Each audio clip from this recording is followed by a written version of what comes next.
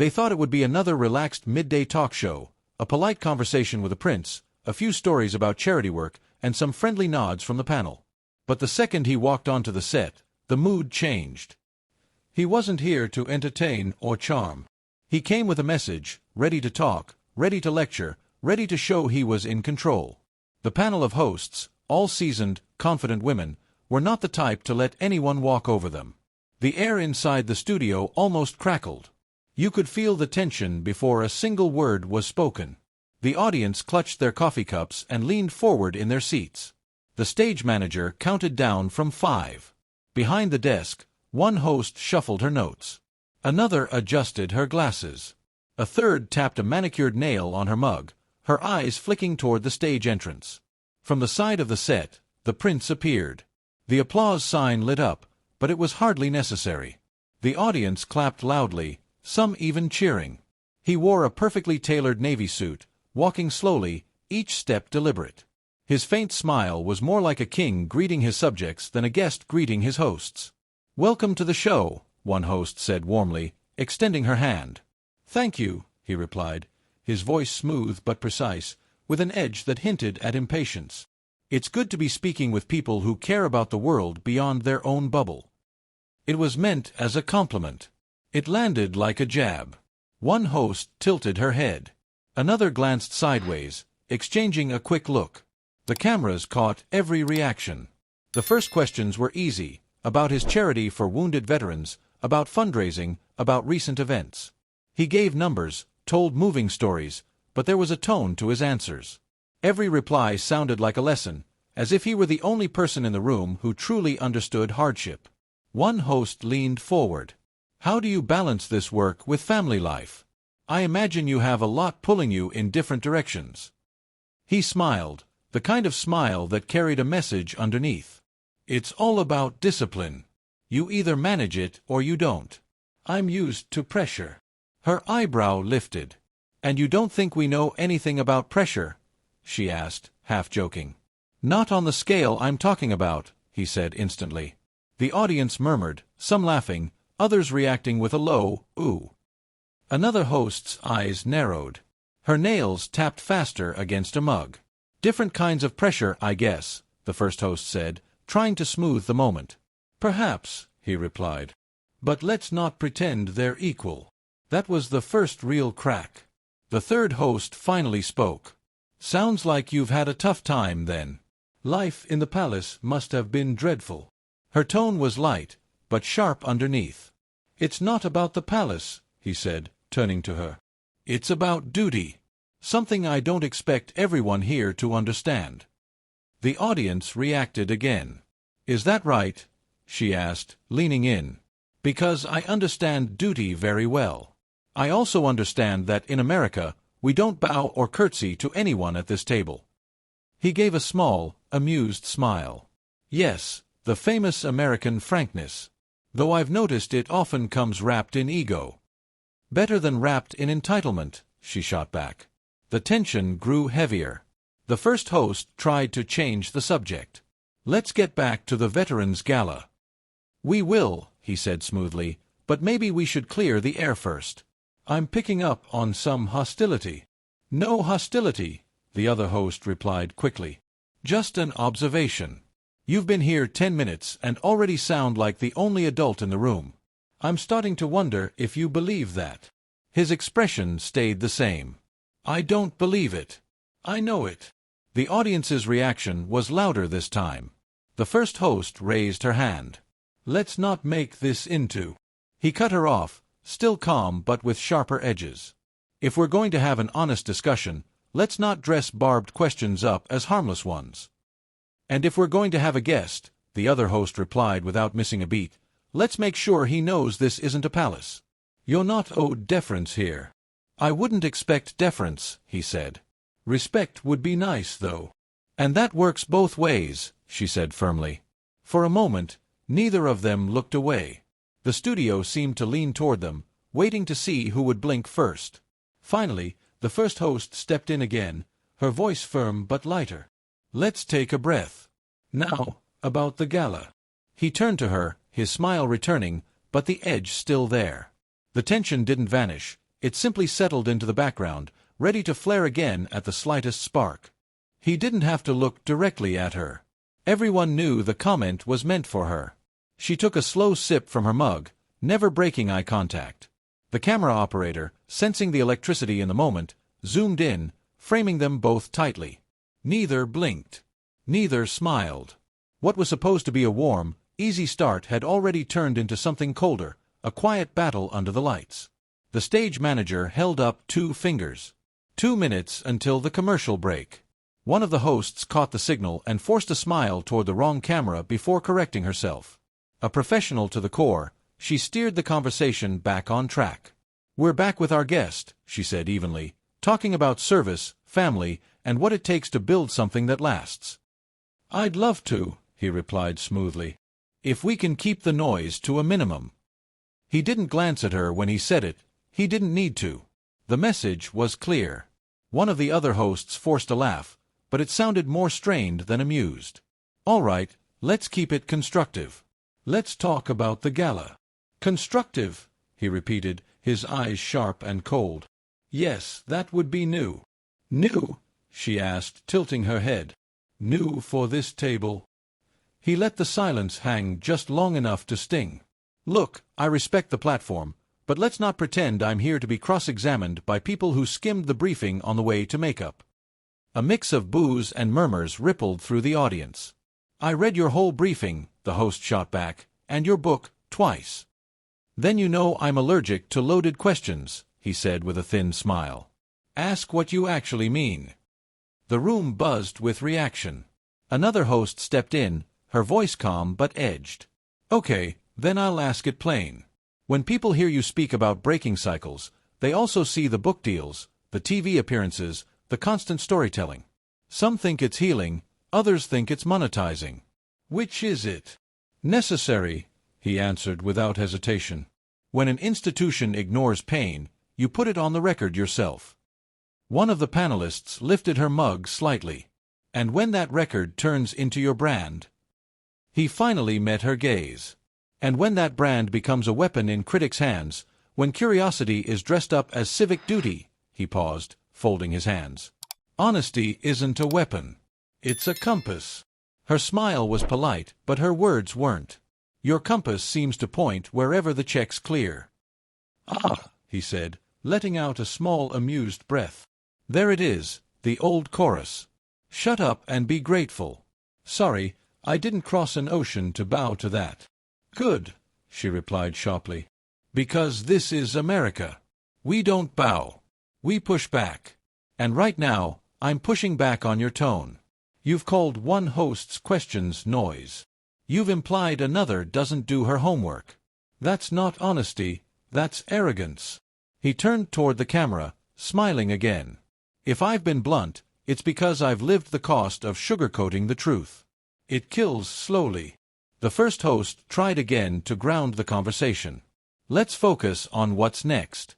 You've raised real money. You've opened real doors for veterans. Tell us about the concrete plans, jobs, counseling, expansion." "San Diego expands next quarter," he said. "Norfolk's already green-lit. We're building family support that works, not just hashtags and handshakes." He paused just long enough to let it land. "And we'll do it with or without the blessing of daytime TV." The subtle bite in the remark drew a reaction from the crowd. "We are daytime TV," one host said softly. "We brought you here to amplify your work.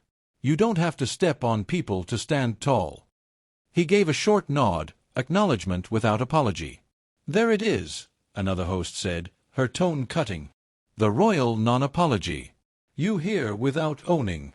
"You want ownership," he said, his smile fading. "I own my choices. I also own my right not to be spoken to like a schoolboy." "Then stop acting like one," she said, her voice smooth but dangerous. "Because the attitude you've brought here today, the correction, the condescension, that's royal arrogance. And I'll say it to your face. This isn't England. You don't get to grade our questions like we work for you." A cheer broke out somewhere in the balcony, while a hiss came from the front rows. The floor manager waved wildly for them to wrap it up, but no one moved to end the moment. He leaned forward, elbows on his knees, still as stone. "Let me speak plainly in your language. People like you, and people like me, have built careers out of tearing open family wounds and calling it journalism.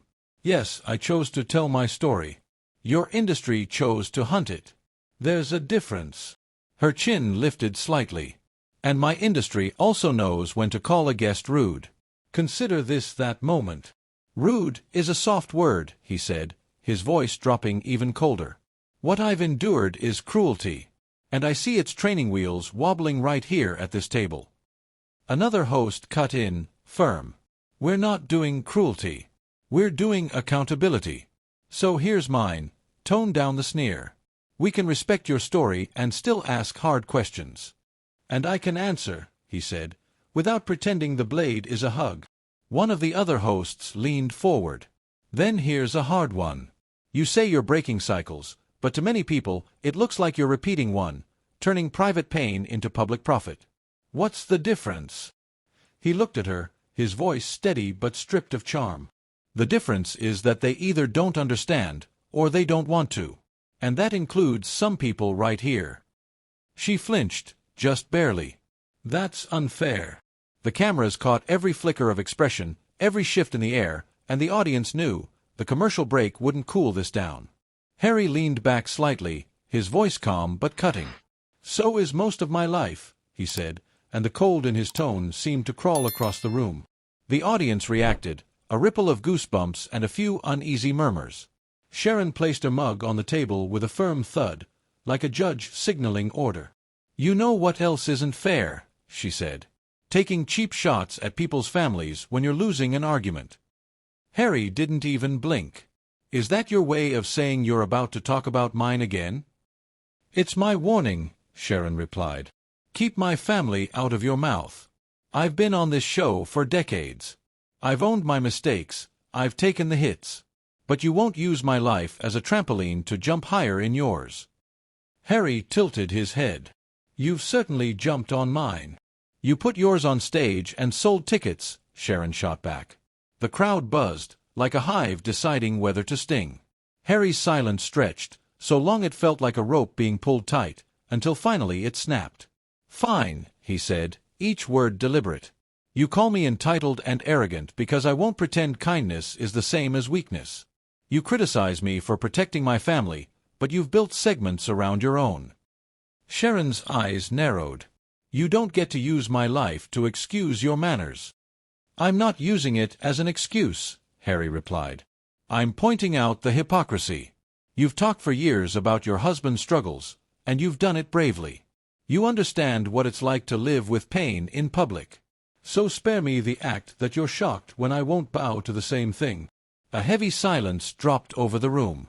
Sharon's fingers curled tightly around her mug. "Don't you dare use my family as a shield for your attitude," she said.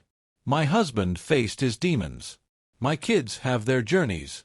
You don't get to smear them just to win a segment." "I didn't smear them," Harry replied. "I acknowledged what you've already made public. To make a point you don't like. You've built a brand out of surviving. So have I. The difference is, I won't pretend to thank the people who swung the whip." "Enough, Harry," Joy said quickly, her tone pleading. "Stay on your side of the street."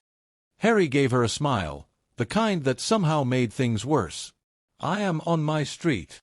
"Then lower your voice in our neighborhood," Sharon snapped. Her tone was pure steel now. "Because your royal accent wrapped around insults doesn't make you noble.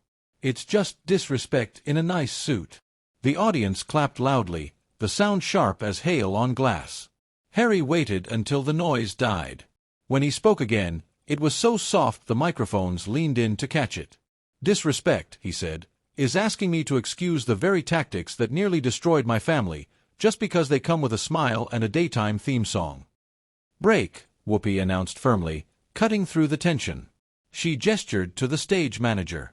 The red camera light went off. The room let out a breath, hundreds of small, uneven exhales. Assistants hurried forward with water bottles. The band leader asked a question no one heard. Joy stared down at her mug like it might give her advice. Sharon and Harry stayed completely still. "Do you ever hear yourself?" Sharon asked quietly, just for him. Not the words, the way you speak. You turn this table into a lecture hall and call it enlightenment. Do you hear yourself? Harry matched her quiet tone. And you poke the bruise and call it accountability. A producer rushed in, whispered to Whoopi, then slipped away. Whoopi rubbed her forehead, then her eyes. The stage manager counted down with her fingers.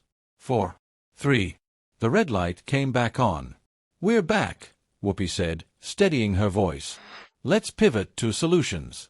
Harry, if someone's watching right now, a veteran, a spouse, what help is available? Harry took the opportunity. Counseling without a 6-month wait list. Real job pipelines, not just resume workshops. Emergency funds for families in crisis. And peer networks you can trust, people who've lived it. That's solid, Joy said, and she meant it. Sharon nodded once, her voice measured. Good. Because that's the part that really matters. Harry looked at her, something flickering in his eyes. Not anger, something deeper. Then stop turning the rest into a circus. Then stop walking in like the ringmaster, Sharon replied. Whoopi jumped in before it could spiral. One last question. Harry, what would you say to people who think you've attacked the institution that raised you? Harry didn't hesitate. You can love a house and still fix the rot. You can love a country and still refuse to be its cautionary tale. Lovely, Sharon said, though it sounded more like a challenge. Now try saying it without talking down to everyone who asks you how. Harry's patience cracked slightly. You know the thing about talking down? People only hear it that way when they're looking up from a pedestal they built themselves. Sharon accepted that the only way out was to finish it head-on.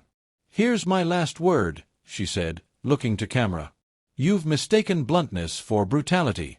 We can tell the truth without bayonets. Start there. The band swelled. The red light went out.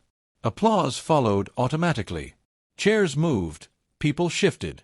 A security guard stepped closer to the stage and stopped, perfectly still.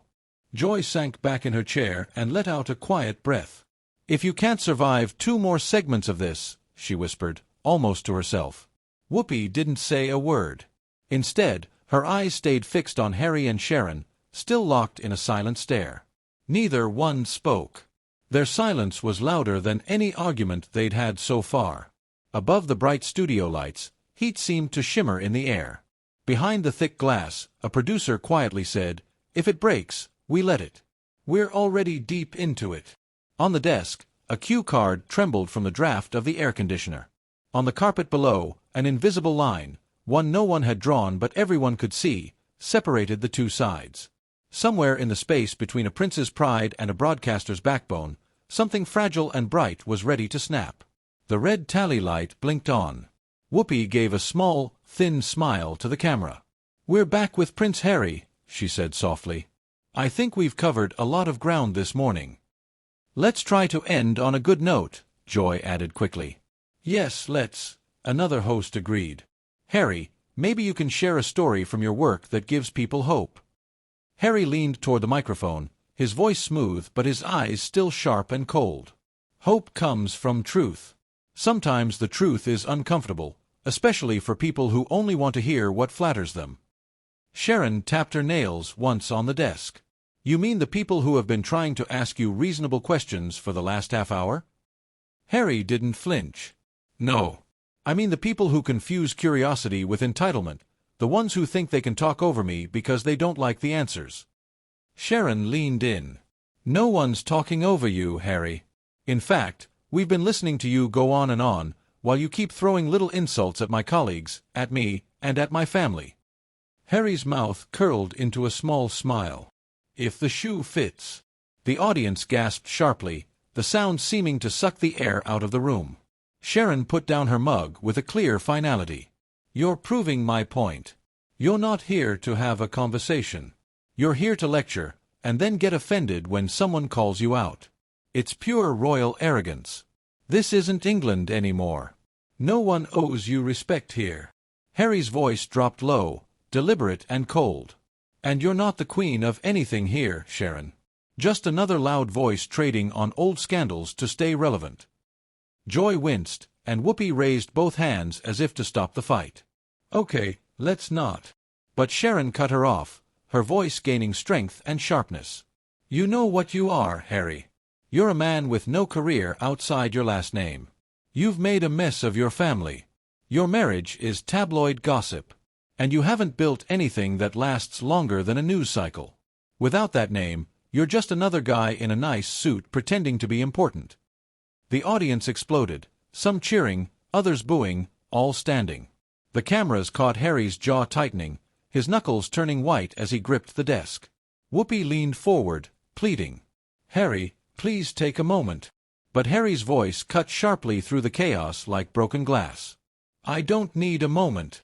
I've lived a lifetime of this. People pretending to care while they wait for the next soundbite. I'm not giving you another one." With that, he unclipped his microphone, set it down firmly, and stood up. "Harry," Joy started, but he interrupted. "No." He was already moving toward the side of the stage. "I'm done. I've said what I came to say. The rest is just noise." The studio erupted into chaos. Security moved forward. Producers waved their arms. Audience members shouted. Sharon watched him leave, her expression unreadable but her chin held high. As Harry reached the curtain, he turned just enough for the cameras to catch his last words. "You wanted honesty. There it is. Enjoy your ratings." Then he was gone. The red light blinked off. Whoopi let out a long breath and looked straight into the camera that was no longer live. Well, that happened. The audience buzzed like a hive, the excitement thick in the air. Sharon leaned back, folding her arms calmly, letting the noise wash over her. She had landed her blows. Harry had walked off. Daytime television had its new viral moment. Neither of them would walk away unchanged. What do you think? Who was right in today's explosive clash, Prince Harry or Sharon? Share your thoughts in the comments below. If you enjoyed this intense exchange, don't forget to hit the like button and subscribe to our channel so you won't miss the next big showdown.